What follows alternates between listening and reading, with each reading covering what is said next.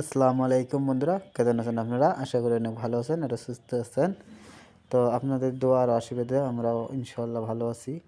কিন্তু আমাদের হাঁসের খামারগুলো এক খামারে একটু বেমার এসেছে। কারণ বেমারটার সম্বন্ধ সব কিছু আপনাদের কাছে তুলে ধরবো।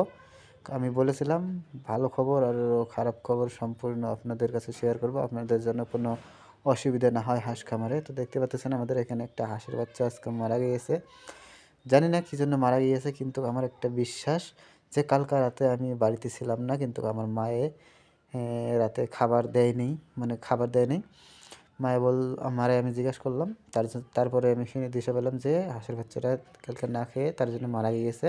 কিন্তু কয়েকটা হাঁসের বাচ্চা আজকে হয়তো ল্যাংড়াইতেছে বা ঢুলতেছে, কারণ একটাই যে কালকা খাবার পায় নাই সে খাইতে, তার জন্য শরীরটা একটু দুর্বলের জন্যই।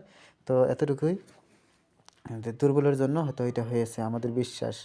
কিন্তু তারপরেও একটা কথা বলি যে হাঁসের বাচ্চাগুলো যদি কিছু একটা অসুবিধা দেখা যায় লগালগ আপনারা ট্রিটমেন্ট করার জন্য উপস্থিত থাকবেন বা ট্রিটমেন্টগুলো করবেন ভালো মতন।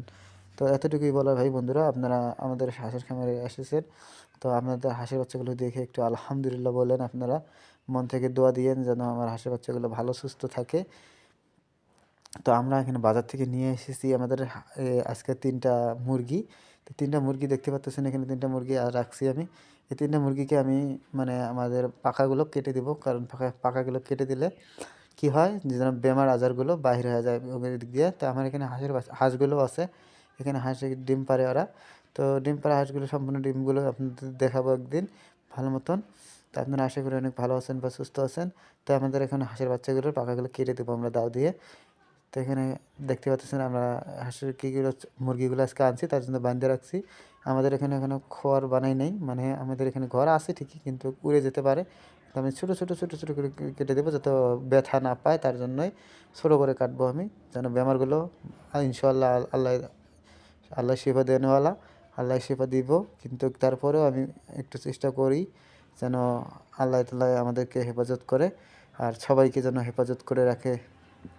তো আসসালামু আলাইকুম, আজকের জন্য এতটুকুই, আর কিছু না বলবো।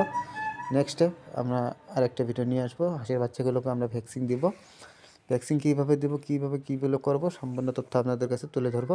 তো এতটুকুই বলার আজকের জন্য। Tata, bye bye.